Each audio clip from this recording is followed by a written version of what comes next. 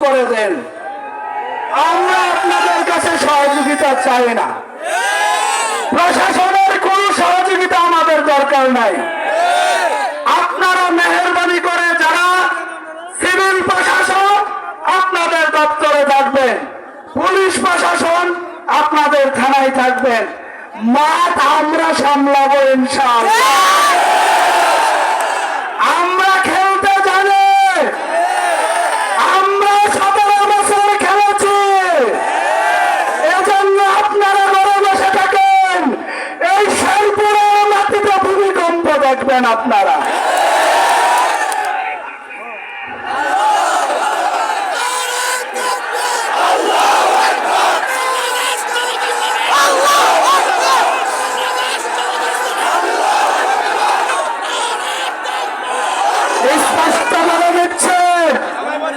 প্রশাসনের বাইরে আরেকটি ঘোষণা দিয়ে দিচ্ছে, ইলেকশন হবে, যদি এই ইলেকশনে কোথাও ন্যূনতম ইঞ্জিনিয়ারিং করার চেষ্টা করেন তাহলে মনে রাখবেন শেরপুরের একটি দপ্তর আস্ত থাকবে না।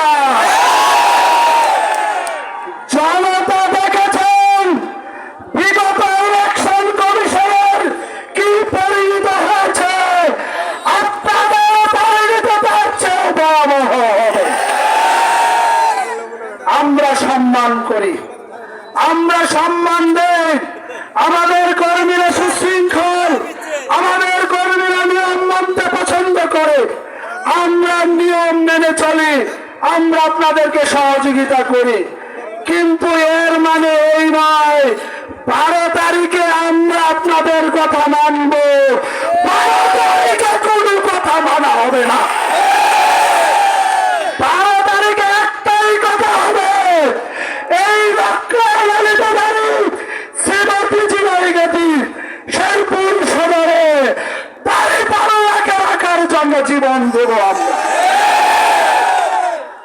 তাই প্রশাসনের ভাইদেরকে বলে দিচ্ছি, আপনারা আমাদের সম্পর্কে জানেন, আপনারা আমাদের সম্পর্কে জানেন। জুলাই আন্দোলনে এখানে অনেকেই জীবন দিয়েছে, বিগত সময়গুলিতেও অনেক নির্যাতন হয়েছে, সেই নির্যাতন ভোগ করে করে আমরা এই পর্যন্ত এসেছি। আমরা চাই না আমাদের এই দেশ আরো কোথাও চাঁদাবাজ ট্যাঙ্গাসবারের কাছে হাতে চলে যাক, সেটা আমরা চাই না। এই দেশে যেখানে দিনে দুপুরে প্রকাশ্যে পাথর দিয়ে যারা মানুষ হত্যা করে তাদেরকে দেশের জনগণ দেখতে চায় না। শুধু তাই নয়, প্রশাসনের ভাইদেরকে বলে আপনারা বাংলাদেশের সর্বোচ্চ নাগরিক, ফার্স্ট ক্লাস অফিসার, আপনারা নকলাই কৃষি অফিসে কে হামলা করেছে, কৃষি অফিসে একজন ফার্স্ট ক্লাস অফিসারকে কে থাপড়িয়েছে সেটাও আপনারা জানেন। এখন ক্ষমতার আলাই বালাই কিচ্ছু নাই, এখনই থাপ্পড় দেয়। যদি তাদেরকে আপনারা ক্ষমতায় আনেন আপনাদের অফিসার অফিস থাকবে না, সেটা দলীয় কার্যালয় হয়ে যাবে।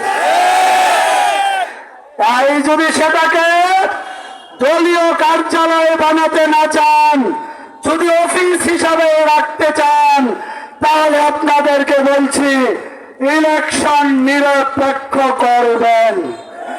এখানে প্রশাসনের ভাইয়েরা যারা আছেন কান খুলে শুনে রাখুন, আপনাদেরকে বলছি যদি আমার দলের কোন কর্মী অন্যায় করে ডাইরেক্ট শুট করে দিবেন, আমাদের কোনো আপত্তি নেই। আমার দলের কোন কর্মী যদি অন্যায় কাজে দেখেন সাথে সাথে হ্যান্ডকাপ পরিয়ে থানায় নিয়ে যাবেন, আমরা কিচ্ছু করব না। কিন্তু অন্য দলের নেতা কর্মীরা যদি উচ্ছৃঙ্খল হয়, বিশৃঙ্খলা করে, তাহলে কি আপনারা চুপচাপ বসে থাকবেন? বসে থাকবেন সেই কথাটা কান দিয়ে শুনে রাখুন। এই বাংলাদেশের আজকের 11 দলীয় জোট, এটা দেশপ্রেমিক জোট, এটা কোনো কচুরি পানার পানি নয়। আপনারা ভুল বুঝবেন না, আমরা আপনাদেরকে সহযোগিতা করতে চাই। এখানে যারা আমরা এসেছি, আমরা কচুরি পাতার পানি নেই যে বানের পানি আসলে আমরা ভেসে যাব। আমরা হচ্ছে বটবৃক্ষের নেই, গভীর থেকে গভীরতম পর্যন্ত আমাদের শিকড় গেঁথে আছে। আমি তাই আপনাদের সহযোগিতা চাই। আমাদের এখানকার প্রশাসন এখনো রেজাউল করিম ভাইয়ের হত্যাকারীদেরকে গ্রেফতার করতে পারেন নাই। এর দ্বারা প্রমাণিত হয়েছে আপনাদের ক্যাবলা একটু পরিবর্তন করতে চান। আপনারা যদি ক্যাবলা পরিবর্তন না করে থাকেন, তাহলে কি সেই আদর্শে বিশ্বাসী আপনারা সত্যের ভক্ত নরমের জম হতে কি আপনারা এখানে এসেছেন কিনা? যদি সত্যের ভক্ত নরমের জম হতে থাকেন, আমাদেরকে যদি নরম মনে করেন, তাহলে আমরা সত্য কিভাবে হতে হয় সেটা আমরা জানি।